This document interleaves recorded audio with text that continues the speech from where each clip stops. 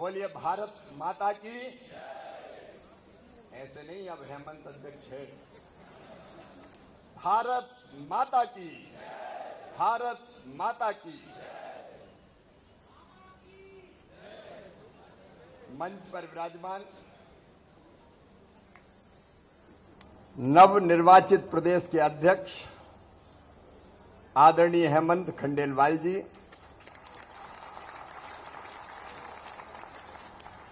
और संगठन पर्व के महायज्ञ को जिनने पूर्णाहुति दी है, ऐसे हमारे वरिष्ठ नेता, केंद्रीय मंत्री कल बार बार कह रहे थे और कोई है,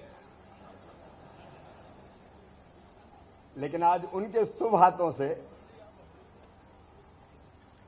ये हमारा संगठन पर्व पूर्ण हुआ है। आदरणीय धर्मेंद्र प्रधान जी, आदरणीय श्री प्रकाश भाई साहब हमारे मार्गदर्शक, हमारे मुख्यमंत्री आदरणीय डॉक्टर मोहन यादव जी, आदरणीय अजय जामवाल जी, निवृत्तमान अध्यक्ष जिनके नेतृत्व में अनेकों सफलताएं हमने अर्जित की हैं, आदरणीय विष्णुदत्त शर्मा जी, हमारे वरिष्ठ आदरणीय कप्तान सिंह जी, आदरणीय सत्यनारायण जटिया जी, आदरणीय जगदीश जी। सूची बहुत लंबी है, इसलिए आदरणीय मंच कहूं तो चलेगा ना। श्रद्धेय मंच, अब मंच भरा पूरा है और नीचे भी कोई कम महत्वपूर्ण लोग नहीं है। कार्यकर्ता बहनों और भाइयों, मुख्यमंत्री स्वयं माहौल को भगवामय बना रहे हैं।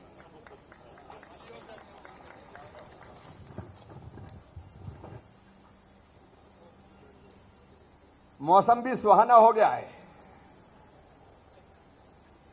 शीतल मंद सुगंध पवन बह रही है और इंद्रदेव ने भी आशीर्वाद की वर्षा की है। हेमंत जी अब अपने नव निर्वाचित अध्यक्ष हैं, लेकिन उसके पहले मैं आदरणीय वीडी शर्मा जी को और उनकी टीम को हृदय से धन्यवाद देना चाहता हूं, बधाई देना चाहता हूं। उनके नेतृत्व में उन पूरी टीम ने जो काम किया, अद्भुत सफलताएं अर्जित की। विधानसभा के चुनाव, लोकसभा के चुनाव, चुनाव पे चुनाव, उसके पहले उपचुनाव, तो सब में हम विजय हासिल करते हैं। सरोज जी भी बैठी है, क्षमा करें। हमारे हितानंद जी अनेकों सफलताएं अर्जित की है। मैं उनको सफलतम कार्यकाल के लिए बहुत बहुत बधाई देता हूं। और हेमंत जी, जैसा धर्मेंद्र जी कह रहे थे, सहज, सरल, थोड़े संकोची, सद्भावी, शिष्टाचारी, सचरित्र, कर्मठ, जो काम सौंप दिया उसको पूरे मनोयोग से पूर्णता प्रदान करने वाले वर्षों पुराने कार्यकर्ता थे। और अभी तक अधिकांश समय पर्दे के पीछे रह के जो काम सौंप दिया जाता, उसको बेहतर ढंग से संपादित करने का काम करते हैं। 2008 में जब हमने फैसला किया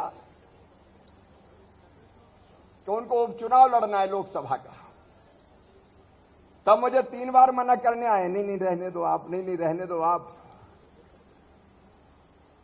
लेकिन हमने कहा नहीं, उस समय संगठन ने तय किया कि हेमंत खंडेलवाल ही चुनाव लड़ेंगे। लोकसभा के लिए निर्वाचित हुए उपचुनाव में, और नर्मदापुरम के लिए तो अगर कभी भी कोई संभाग के लिए काम सौंपना होता, कोई चुनौती आती और जरूरत पड़ती कि इस समस्या का निदान कौन करे, समाधान कौन करे, तो हम लोगों को एक ही नाम ध्यान में आता था, श्री हेमंत खंडेलवाल। और चुनाव के तो वो बैतूल लोकसभा जिसमें हरदा भी आता था, परमानेंट ही प्रभारी। जब जरूरत पड़ी भेज दो। लेकिन जो काम हेमंत जी को दिया उसको सफलता के साथ पूरे समर्पित भाव से उन्होंने संपन्न करके बताया। एक ने अनेकों बार बैतूल के संगठन से लेके बैतूल के जिलाध्यक्ष से लेके अलग अलग काम उन्होंने किए। वो विधायक भी रहे और विधायक के नाते भी तब मैं मुख्यमंत्री था। एक आदर्श विधायक कैसे होता है, ये उदाहरण प्रस्तुत अगर किसी ने किया तो हेमंत खंडेलवाल जी ने किया। बैतूल को विकास को अद्भुत दिशा मिली उस समय, और उससे विकास की दृष्टि भी पता चलती है। वे कल्पनाशील मस्तिष्क के धनी हैं। नई नई योजनाएं उनके दिमाग में आती रहती है। आज मैं एक रहस्य उद्घाटित करता हूं। हेमंत जी ही थे जिनके साथ चर्चा करके हम स्कूली शिक्षा को और बेहतर स्वरूप कैसे दें, गुणवत्तापूर्ण कैसे बनाएं। जब यह बात आई तो हेमंत जी का सुझाव था, आज मैं सबको बता रहा हूं कि हर जगह स्कूल खोलने के बजाय अब प्रधानमंत्री ग्राम सड़क बन गई है। गांव गांव में हाई स्कूल हायर सेकेंडरी के बजाय अगर बीच में एक गांव में बहुत अच्छा स्कूल गुणवत्तापूर्ण खोलें और अगल बगल के गांव 20, 25, 30 के, वहां के बच्चे भी बस से बैठ बैठ के उसी स्कूल में आ जाएं, वहां अच्छा इंफ्रास्ट्रक्चर, वहां लैब, वहां खेल का मैदान, प्लेग्राउंड, वहां लाइब्रेरी, सारी सुविधा हो और गुणवत्तापूर्ण शिक्षा हो, तो गरीब बच्चों को भी बेहतर शिक्षा मिल पाएगी। उसी बीज से प्रेरणा लेके मैंने सीएम राइज स्कूल की योजना बनाई थी और शिक्षा की गुणवत्ता में सीएम राइज स्कूल का अभूतपूर्व योगदान है। ऐसी अनेकों चीजें कही जा सकती है, लेकिन मैं उसके विस्तार में नहीं जा रहा। लेकिन एक और अत्यंत महत्वपूर्ण काम, कोष की देखभाल कौन करे। मामला बेहद संवेदनशील होता है, हिसाब किताब ठीक से खर्चा। तब भी हमें एक ही नाम ध्यान आया, श्री हेमंत खंडेलवाल। वर्षों तक कोषाध्यक्ष रहे और मैंने तो वो भी गवाए हैं और बीडी भी गवाए हैं। मैंने कभी चिंता ही नहीं की, ना चर्चा की। संगठन जाने, संगठन का काम जाने, जो करना है खर्चा ठीक से हो, और विश्वास था कि वो ठीक ढंग से करेंगे। कार्यालय भी देख रहे हैं, कुशाभाऊ ठाकरे, स्मृति न्यास भी वो देख रहे हैं। और जब मुझे पूरा विश्वास है, हेमंत जी प्रणाम करो डॉक्टर श्यामा प्रसाद मुखर्जी को, जिन्होंने भारतीय संस्कृति, जीवन मूल्य और परंपराओं के अनुसार एक नया वैकल्पिक दल भारतीय जनसंघ की स्थापना की। प्रणाम करो पंडित दीनदयाल उपाध्याय को, जिन्होंने कहा था ये दरिद्र ही हमारा नारायण है, इसकी सेवा भगवान की पूजा है। प्रणाम करो अटल जी को, जिन्होंने कहा था हे प्रभु, गैरों को गले लगा न सकूं ऐसी ऊंचाई कभी न देना। लाल कृष्ण आडवाणी जी 2 से लेकर 86 तक और उसके बाद 182 तक, जिनके नेतृत्व में भारतीय जनता पार्टी का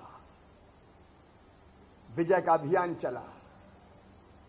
कुशाभाऊ ठाकरे, हम में से आज कई कार्यकर्ता अगर कुछ है तो स्वर्गीय कुशाभाऊ ठाकरे जी के आशीर्वाद के कारण है। वो भाषण से नहीं, वो आचरण से सिखाते थे। एक बार बैठक हुई बैतूल में, अगर याद हो, हम नेतागण, प्रदेश कार्य समिति की बैठक, कई नेतागण बड़ी लकदक गाड़ियों में चले।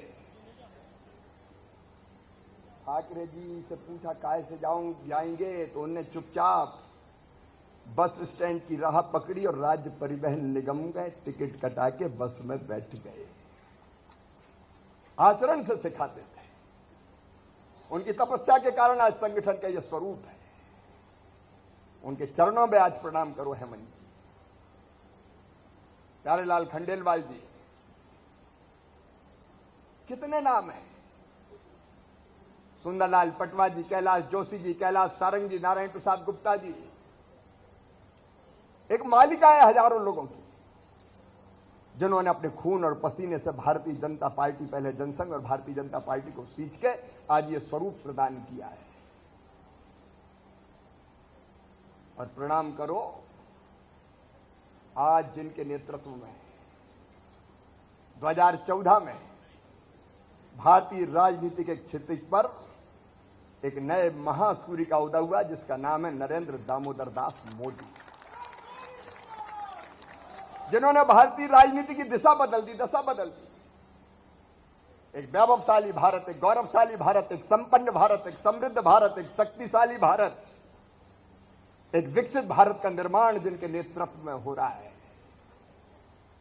जिनका हर क्षण भारत माता की चरणों की सेवा के लिए समर्पित है।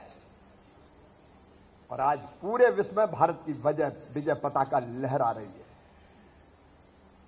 जिन्होंने कहा गरीब कल्याण हमारा संकल्प, जिन्होंने हुंकार भरी न खाऊंगा न खाने दूंगा हमारा मंत्र, हम उनके नेतृत्व में आज काम कर रहे हैं। अमित जी, नड्डा जी, ये टीम आज भारत को नई ऊंचाइयों पर पहुंचाने का काम कर रही है। और एक बार प्रणाम करना अपने स्वर्गीय पिताजी विजय कुमार खंडेलवाल जी के चरणों में, जिन्होंने भारतीय जनता पार्टी को सींच के बंजर भूमि पर खड़ा करने का काम किया। और मुझे पूरा विश्वास है संगठन के सब वरिष्ठों का आशीर्वाद से, इस टीम के सहयोग से, देखिए अद्भुत है भारतीय जनता पार्टी मध्य प्रदेश। कल जब बार बार धर्मेंद्र जी कह रहे थे कोई और, तो एक दूसरे को देख के सब मुस्कुरा रहे थे। विक्रम जी ने मेरी तरफ देखा, मैंने उनकी तरफ देखा, क्योंकि एक बार हम भिड़ गए थे। लेकिन अद्भुत है ये बीजेपी, देव दुर्लभ कार्यकर्ता। इन कार्यकर्ताओं को प्रणाम करके हेमंत खंडेलवाल आगे बढ़ो। और दो ही चीजें, एक तुलसी बाबा ने कहा, मुखिया मुख सो चाहिए खान पान को एक, पाले पोसे सकलंग तुलसी सहित विवेक। मुखिया ऐसा चाहिए जो मौ की तरह हो, ये नहीं सोचता कि मैं खाऊंगा तो मेरे पास ही रहेगा, सब हाथ पांव सबको पालता है। और एक भगवान श्री कृष्ण ने कहा, जब अर्जुन ने पूछा सात्विक कार्यकर्ता कौन, तो भगवान श्री कृष्ण ने कहा मुक्त संगो अनहमवादी धृत उत्साह समन्विता सिद्ध सिद्धियों निर्विकारा करता सात्विक उच्चते। मुक्त संगो, संग से मुक्त रहना, राजनीति की भाषा में कहें तो गुटबाजी नहीं, सबको साथ लेके चलना, न राग न द्वेष, योग्यता के अनुसार कार्य।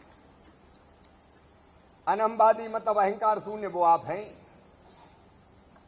और धृति मतलब धैर्य, असली परीक्षा बनने के बाद होती है।